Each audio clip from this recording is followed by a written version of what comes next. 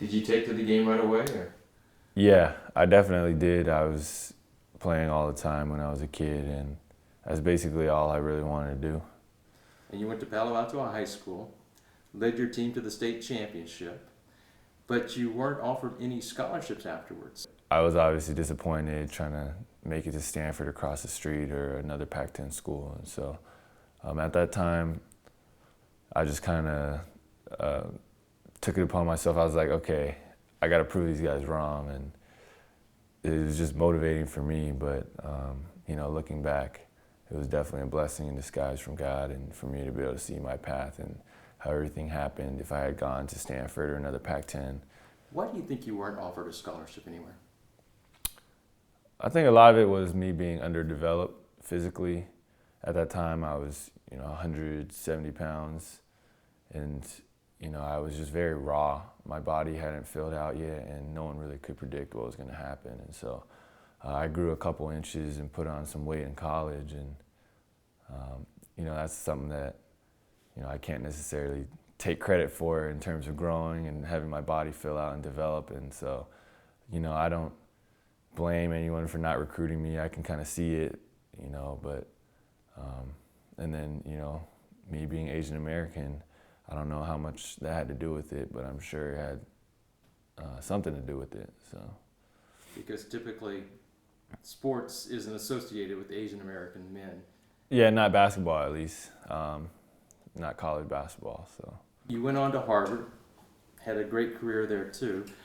Some stories that have come out of when you were playing for Harvard, you heard a lot of racial taunts while you were playing. Can you tell us what they were saying at that time? It was just typical, stereotypical Asian stuff and making fun of me, and so it was just fans at opposing arenas, and then occasionally some other players. But that was just something that got under my skin in the very beginning, and it was really frustrating. But I just had to learn how to deal with it as time went by, and for me to be able to be more mentally strong and not get distracted or angered so easily. Can you tell us exactly what they did say? They said, sweet and sour pork, or, orchestras across campus, or, they say some racial stuff. Call you chink? Yeah, they do all that. So, make fun of, my eyes or whatever it was. So they had a lot of stuff, but, they're fans, and their job is to get into players' heads. So I think we think of the Ivy League as being more educated. They wouldn't do something like that. Were you surprised to hear that reaction from the fans? I'm not sure if I was surprised. I think I was surprised when I heard it from other players, for sure. But with other fans, it gets real crazy. And whether it's Ivy League or anywhere else, when you have a rivalry and you have the whole campus behind your team, it's a college atmosphere, and so people go crazy, and so I understand that. You were first team Ivy League for the last 2 years, yet no one drafted you. What was your feeling during that time? It was similar to coming out of high school, just too many unknowns, and people didn't know if I could play with higher talent, and if I could be more of a point guard and adjust to the NBA game. And so there's all these questions. Obviously, I was very disappointed. But actually, before the draft was over, Donnie Nelson gave me a call and offered me a spot on their summer league team. And so actually, I remember being pretty pissed about not getting drafted, because I thought I had a decent chance throughout the workout process. But again, a blessing in disguise, and being able to use my free agency to kind of leverage some stuff, and my agent, Roger Montgomery, did a great job of that. And so that was just another, example of God's, perfect will, and his fingerprints all over my story, and the way that he orchestrated and everything, and put the pieces together. And so just very grateful, very blessed. And again, I guess you were fighting the stereotype of there are no Chinese Americans playing in the NBA too. Yes, that's a stereotype that I'm going to have to fight for the rest of my life, but I understand that, and it's something that, I embrace, and, the more I can do to break that stereotype, I'd love to do that. representing the Asian American community in the NBA. Talk to me about dealing with that pressure. Yeah, I did a pretty bad job with that in the beginning just because, I didn't realize that what it was going to be like. And so I remember being nervous and just feeling overwhelmed for the first few months of the season. And it wasn't until, I was able to remember, like, I'm playing basketball unto the Lord, and obviously I want to represent everything that I'm representing, whether it's Asian Americans, the Bay Area, Harvard, all these different things. But at the end of the day, I have to remember, my calling and my purpose on this earth is to glorify God and what I do. And right now, that calling is to play basketball. And so, for me to be able to remember I have to play, for an audience of one for God, that was liberating for me to be able to kind of lift that burden off of me and for me to remember why I'm playing. And so once I was able to do that, that's when,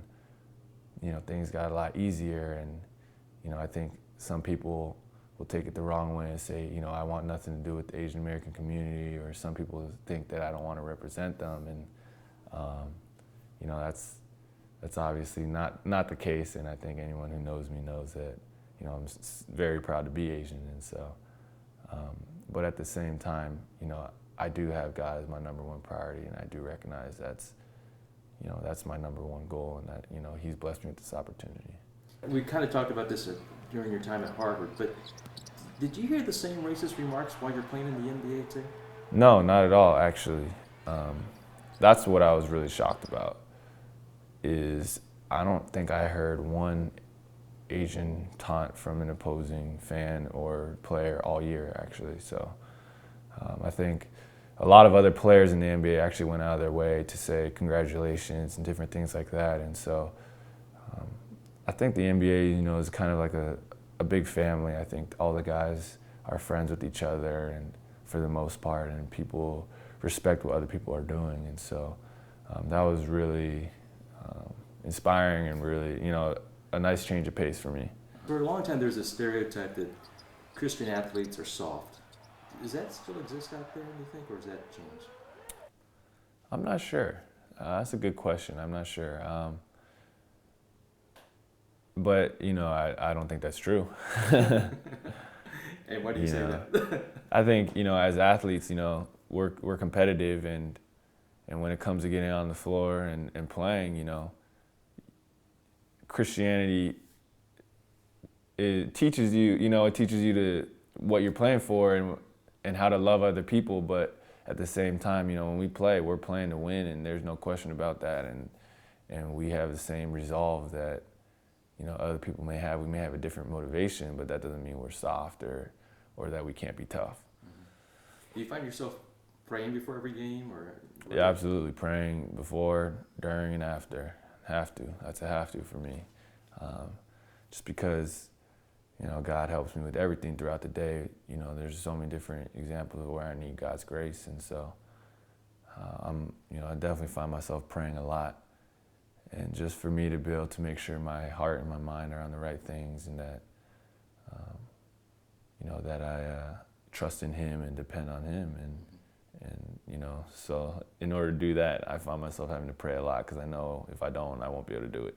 You are a role model to a lot of Asian Americans out there, a lot of non-Asian Americans too. Any message to young Asian Americans who do look at you as a role model? Yeah, first I think I'm very humbled and honored to be in that position. I think growing up, I had a lot of role models, and so for me to be able to sit here and say I'm a role model to kids, that's something that I take a lot of pride in. And so just for the kids, just to work hard and to go after something, I think that's what you're passionate about. Find your passion and pursue it, and see where that takes you. And there's a lot of people with a lot of talent in this world, but not everyone reaches their potential because they don't work as hard as they should. And so for kids to be able to do that, and to be able to do extra things and do extra workouts or whatever the passion may be. And so for me, growing up in my church, no one else really played basketball besides my family. And so it was kind of taboo for a little bit. And, you know, with my grandma, you know, she was kind of always trying to influence me to not play.